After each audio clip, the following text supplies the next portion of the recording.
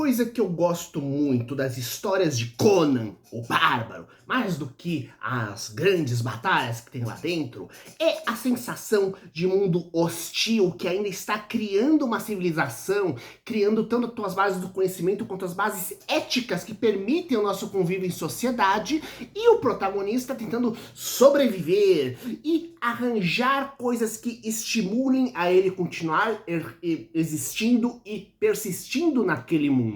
Ao mesmo tempo, temos aquele sentimento de o quão bom, mesmo com os problemas que temos hoje, a gente pegar e ainda ter todos os privilégios que a tecnologia, ou mesmo as questões éticas que foram criadas ao longo dos séculos e milênios na legislação, que permitem certas questões de civilidade. E o que acontece é que a fantasia sombria não deixa de ser uma ampliação das questões mais tensas que existem justamente dentro da espada e feitiçaria, que é o gênero do Conan e materiais correlatos. E fazendo justamente essa questão de trabalhar com a fantasia sombria, o Grimdark, trabalhar justamente com a espada e feitiçaria quase mesclada com terror, estamos falando hoje do livro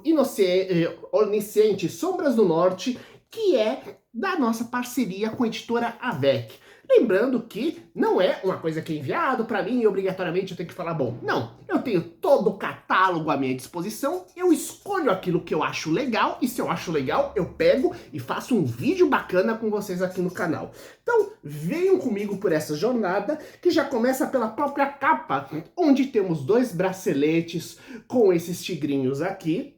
Nada a ver com outro tipo de tigrinho, e que está relacionado diretamente com vários acontecimentos sobrenaturais tensos que ocorrem dentro do livro. Um livro que podemos dizer que tem 4 protagonistas diferentes que se alternam entre si para pegar e contar a história, cada um dentro do seu tempo, cada um da sua expectativa. Quem gosta de Game of Thrones vai gostar dessa parte. Então, primeiramente temos Faerun, um jovem que vive numa família extremamente tensa, já começa com o pai dele sendo criador de galos de briga e não sendo gente lá muito boa, diga-se de passagem, e a tensão só vai ir crescendo quando, à medida que ele vai lutando para sobreviver, inclusive tendo que sair da sua família para isso, ele pega e vai se tornando um assassino cada vez mais sombrio e cruel, e, ao mesmo tempo, tendo que aqueles lapsos, aquelas fagulhas que tentam puxar ele para um certo grau de piedade, para ver a existência ainda de amor e carinho em algum ponto, e não apenas o mundo sendo um local onde tudo está querendo matá-lo e destruí-lo. E ao mesmo tempo, ele acaba, dentro dessa jornada, tendo sempre um grande rumo na vida, que é tentar descobrir sua real origem. O outro protagonista é Mastur, que é um jovem que, em oposição ao nosso assassino sombrio, e ao mesmo tempo um dos grandes protagonistas da história, aqui temos alguém que vai evoluir para se tornar um comerciante. Aqui, alguém que teve uma família afável, porém que uma grande tragédia familiar vai o separar, e nesse processo, ele, utilizando a inteligência e a lábia, vai sabendo crescer até se tornar um comerciante, se tornar um artesão e começar a descobrir certos problemas profundos, quando ele começa a ver que, inclusive, a cidade onde ele mora está tendo tensões cada vez maiores, problemas políticos, e ao mesmo tempo ele utilizando-se de certos recursos não muito lícitos, de nível inclusive espiritual, sobrenatural, para poder pegar e se dar bem e proteger a ele e quem ele ama. Então, nesse processo, tendo que proteger não apenas a si mesmo, mas a família que ele vai pegar e montar dentro dessa história. Então,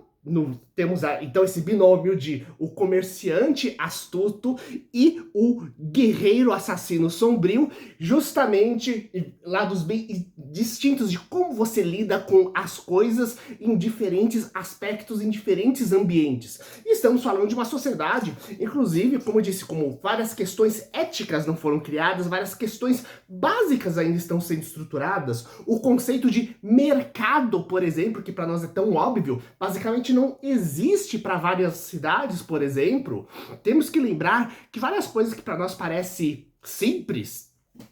como, por exemplo, bancos só vão existir na prática há uns 500, há uns 700 anos atrás. 2000 anos eles não existiam. A forma como a gente estrutura, vende, compra é completamente diferente hoje do que era há 100 anos. Há 100 anos era diferente do que há 500 anos, e 500 anos era 2000 anos e por aí vai. Então, imagine realmente um povo onde a gente tem várias noções estruturais que elas são apenas rascunhos e esboços do que é a nossa sociedade hoje em dia. E ainda por cima, temos mais duas personagens que são importantes também, protagonistas dessa história, onde temos a Livara e a Astívia. E o que acontece é que a Livar, ela vai pegar e ser uma poderosa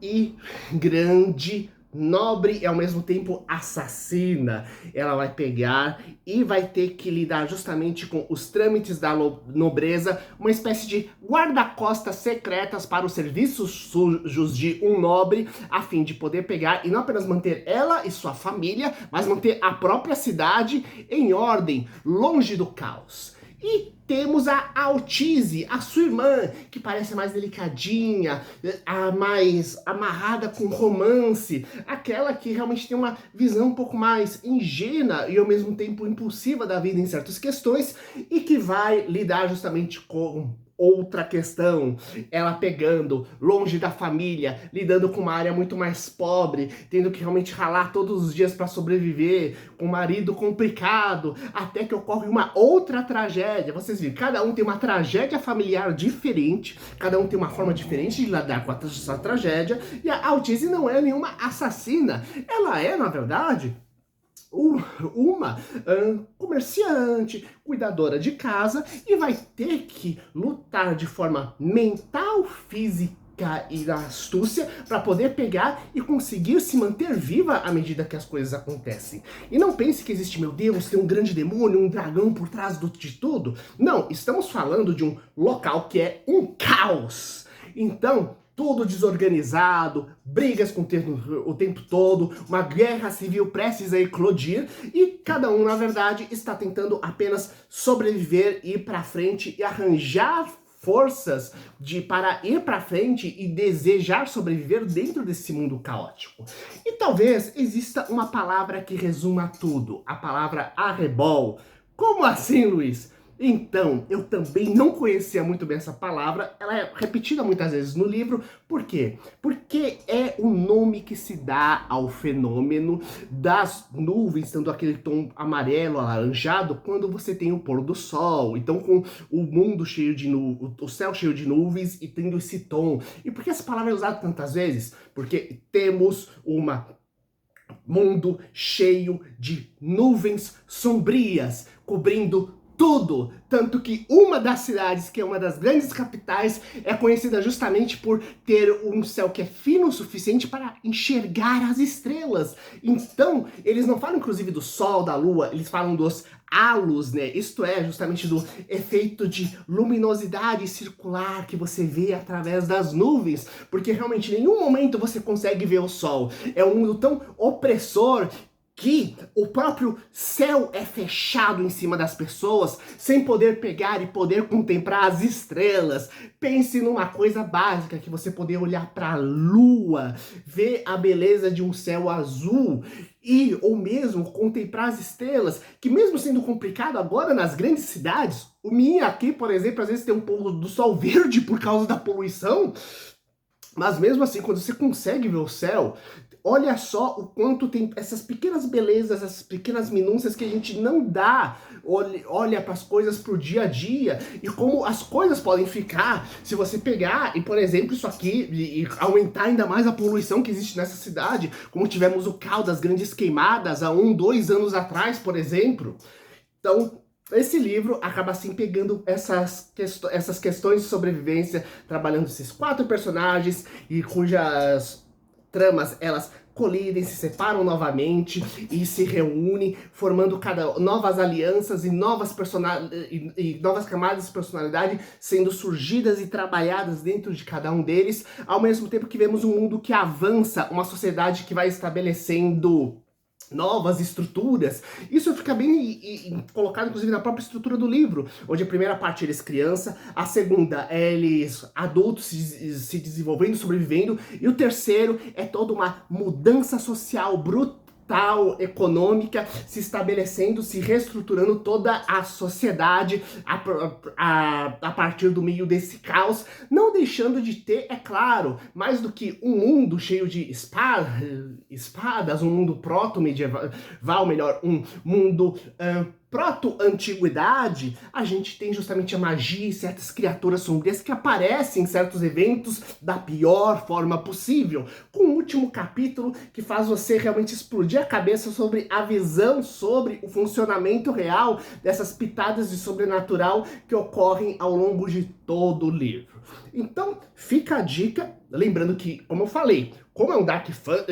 Fantasy Green Dark trabalhado dessa forma, ele é bem pesado, então recomendo para maior de 16, maior de 18 anos. Para quem pega e gosta isso, gostava daqueles Dark Fantasies dos anos 80, como o clássico Rei Arthur, por exemplo, A Lenda, e que é uma coisa mais trabalhada, complexa, profunda, e não tem problema de lidar algumas vezes com um terror mais pesado, o Oniscientes Sombras do Norte é uma boa